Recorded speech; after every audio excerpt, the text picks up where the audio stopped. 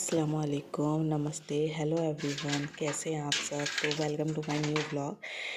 आज है ना मैं चॉकलेट बना रही हूँ घर में। तो मेरे को है ना ये डिस्ट्रीब्यूट करनी है, जो बच्चे वो स्कूल में पढ़ रहे हैं गवर्नमेंट स्कूल में या आंगनवाड़ी में, वो डिस्ट्रीब्यूट करनी थी। कुछ चीज़ें हैं और भी मैं आपको व्लॉग में दिखाऊंगी मैंने क्या क्या दिया है सबको। एक्चुअली मैं सूट दे चुकी हूँ, अब ये नेक्स्ट ये था मुझे सारी चीज़ें। तो ये मैं चॉकलेट बनाए थे, ये सारे कंपाउंड्स रखे थे, फ्लेवर थे सारे, और कुछ क्रंचीज़ वगैरह जो भी होती हैं। तो मैं चॉकलेट घर में बनाती बिकॉज़ मेरे पास जो दिवाली पे भी कुछ होममेड चॉकलेट या रक्षाबंधन पे जाती हैं ना चॉकलेट्स, तो वो थी। अच्छा, मेरे पास यहाँ मोल्ड है ना रक्षाबंधन वाले ही थे जो मीडियम साइज़ था, अदरवाइज़ बहुत छोटे थे या फिर बहुत बड़े थे। तो मैंने रक्षाबंधन वाला ले लिया बिकॉज़ बच्चों को ही तो देना है, तो उन्हें खानी है, तो उससे डिज़ाइन से कोई लेना देना नहीं था। बस मैंने इसमें 2-3 ड्रॉप है ना मिल्क कंपाउंड वो करा था, 30 सेकेंड का माइक्रोवेव। ये मिल्क वाइट कंपाउंड है ये। उसमें मैंने सिर्फ इस क्रंचीज़ डाले कुछ, जैसे हम फरो रोचर खाते हैं ना उसमें कुछ क्रंचीज़ आते हैं, तो ये वही क्रंचीज़ हैं। ये मैंने क्रंचीज़ डाले हैं और इसके अंदर ब्राउन कलर डाला है, ऑयल बेस्ड कलर डाला है, वो मैंने पाउडर कलर नहीं यूज़ करा।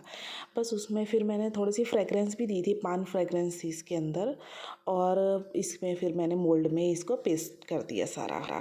अच्छा, ये है ना 10 से 15 मिनट में फ्रिज में रख दो, जम जाती है चॉकलेट अच्छे से, और सेम टेस्ट वही होता है जो आप चॉकलेट्स खाते हैं। फिर ये मैंने मिल्क कंपाउंड लिया था और इसमें मैंने बटर स्कॉच फ्लेवर डाला था।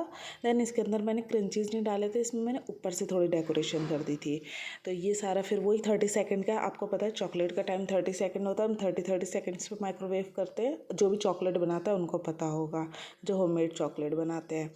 तो ये मिल्क कंपाउंड था। देन उसमें मैंने क्रंचीज़ नहीं डाले थे, वो पहले से ही थोड़ा सा क्रंचीज़ थे तो वो रह गए थे, अदरवाइज़ मैंने ऊपर से थोड़ी डेकोरेशन की थी।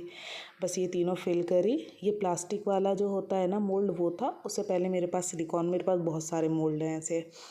तो ये मैंने एटलीस्ट 50 to 60 समथिंग चॉकलेट बनाई थी, क्योंकि हमने 50-60 ही डिस्ट्रीब्यूट करे थे वो बच्चों को। बहुत सारी चीज़ें थी, मैं दिखाऊंगी आपको वो सारी चीज़ें। तो ये मैंने ना थोड़े बहुत क्रंचीज़ डाले हैं डेकोरेशन के लिए, और ये बहुत टेस्टी बनती है वाली चॉकलेट। मैं कुछ आलमंड्स भी डाल के या कुछ भी फ्लेवर डाल के बना लेती हूँ। बहुत तरीक़े होते हैं चॉकलेट बनाने के। अभी तो मेरा रोज़ा था तो इसलिए मैंने जल्दी जल्दी बना ली। तो ये जम गई थी, देखिए। फिर मैंने इसे डीमोल्ड कर दिया था चॉकलेट्स को, ये सारे डिज़ाइन निकले थे। ये वही वाली जो मैंने वाइट कंपाउंड में बनाई है। तो ये डीमोल्ड कराते सिलिकॉन मोल्ड से, और साइडों से इसको इवन कर लेते हैं। ये बिल्कुल है ना बार शेप में, देखिए आप, एकदम बार शेप जो हम डेयरी मिल्क वाला खाते हैं ना, ये वो वाला शेप है। साइडों से इवन करने के बाद एग्जैक्ट लगता है। बस फिर इसके बाद उसकी पैकिंग हो जाती है और हम डिस्ट्रीब्यूट कर देते हैं। तो देखिए माशाल्लाह इतनी अच्छी लग रही थी और इतनी अच्छी बनी थी। लेकिन है ना, मैं जब वैसे नॉर्मल डेज़ में चॉकलेट बनाती हूँ ना, तो मैं आधी से ज़्यादा चॉकलेट खा जाती हूँ। लेकिन अभी ये रोज़ा था तो अच्छी बात है मैंने खाई नहीं, अदरवाइज़ कैलोरीज सारी बढ़ती हैं चॉकलेट खाने से तो। और ये रक्षाबंधन वाले मोल्ड में फिल करी थी ना, ये उसमें से निकली। देखिए कितनी अच्छी है, एग्जैक्ट डिज़ाइन निकलता है। लेकिन अगर आप फिल सही कर रहे हैं, आप उसे चॉकलेट डालने के बाद टैप सही कर रहे हैं, तो ही एग्जैक्ट निकलेगा बिल्कुल डिज़ाइन।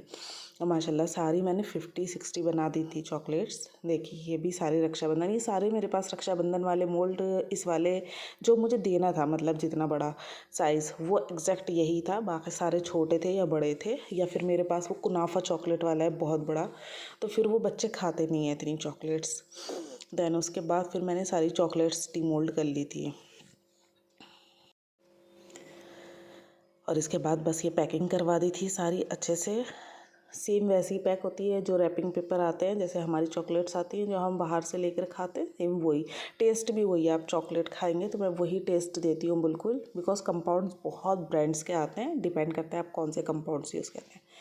तो फिर इसके बाद बस पैकिंग हो गई थी। अच्छा, तो मैंने जो बच्चों को दिया था आंगनवाड़ी में जो बच्चे पढ़ते हैं उसमें, और जो स्कूल, जो गवर्नमेंट स्कूल है उसमें ये डिस्ट्रीब्यूट करा था। तो इसमें एक पेन था, एक किचन थी, एक नोटबुक थी। अच्छा, होली आने वाली है तो मैंने होली से रिलेटेड एक कलर डाला था, एक बैलून का पैकेट डाला था बच्चों के लिए, और एक बिस्किट्स का पैकेट था, और देन एक चॉकलेट थी। बस ये अच्छे से सारी चीज़ें पैक करा दी थी। और फिर बच्चों को दे दिया था। अच्छा, मैं आपको दिखाऊंगी, एक बच्चे इतनी अच्छी हंसी आ रही थी, उससे मैंने बोला कि मुझे ABCD सुनाओ, तो वो मेरे को ABCD सुना रहा था। तो आप देखिएगा, मैंने उसकी वॉइस एज इट इज़ डाल दी है। देन उसके बाद बस मैंने इसे, ग्रीन कलर के बैग थे हमारे पास, मैंने इसको पैक करवाया है ताकि हम एक एक ऐसे ही दे दें। अच्छा, मेरे थोड़े और भी बच गए हैं तो मैं वो भी देख कर आऊँगी अभी। ये देखिए, सारे बच्चों को बांट दिया गया था। और ये जो रेड शर्ट में ना, इसकी वॉइस सुनिएगा अभी आप। पढ़ते हो? इधर आओ। आओ। कौन से स्कूल में पढ़ते हो? आंगनबाड़ी में। कौन से आंगनवाड़ी में? ABCD आती है तुमसे? सुनाओ। ABCD। हाँ सुनाओ, यहाँ आओ, ABCD पूरी सुनाओ। देखा आपने कैसे बोला। अच्छा, तो ये मैंने फ्राइडे वाले दिन अफ्तार भी डिस्ट्रीब्यूट करा था, मतलब लोगों के अफ्तार भी बंटवाया था। तो ये मैंने पनीर के पकौड़े बनाए थे और पनीर को अच्छे से ग्रिल्ड कर लिया था। देन उसमें हरा धनिया, हरी मिर्च, चने की दाल बॉइल्ड करके डाली थी और हल्का सा नमक। ये इतने मज़े के लगते हैं। और बस इसे है ना, फिर हम चावल के आटे में हल्का सा नमक डाल के उसे पानी में मिक्स कर लेंगे, चावल के आटे को पतला सा बिल्कुल,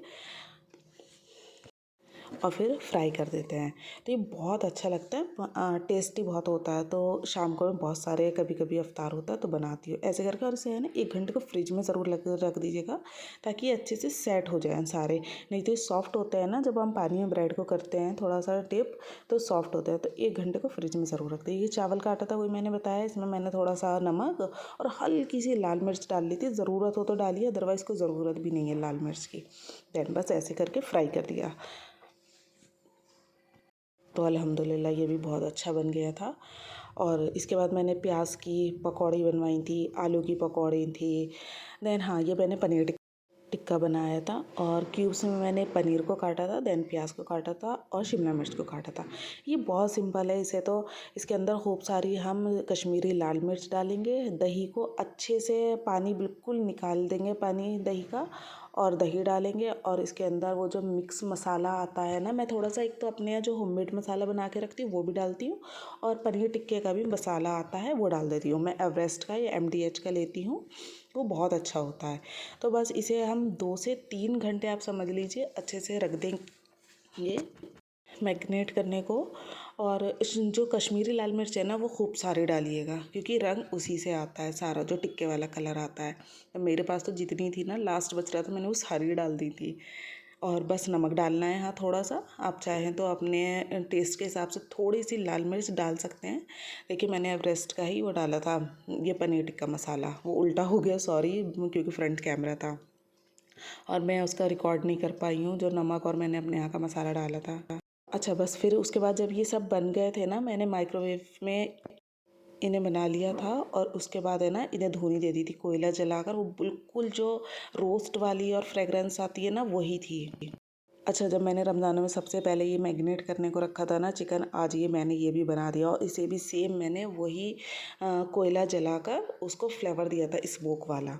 और ये माशाल्लाह हमारी सारी प्लेट रख गई थी। तो इसमें बहुत सारी चीज़ें थी, मैंने बताया, चने की दाल थी, फ्रूट चाट थी, पनीर टिक्का था और पनीर रोल था, पालक की पकौड़ी थी, देन खजूर थी, और जो चिकन टिक्का बनाया था, जूस था। हाँ अच्छा, मैंने इसमें है ना चिकन नूडल्स भी बनाई थी, बट मैं उसका, सॉरी, इतना काम था कि मैं ऐड नहीं कर पाई। अच्छा, बस अल्लाह का लाख लाख शुक्र अदा करा इसे डिस्ट्रीब्यूट करके।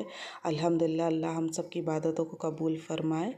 अल्लाह हाफ़िज़। इंशाल्लाह हम फिर से नए व्लॉग में मिलेंगे, तब तक के लिए स्टे सेफ़। अल्लाह हाफ़िज़।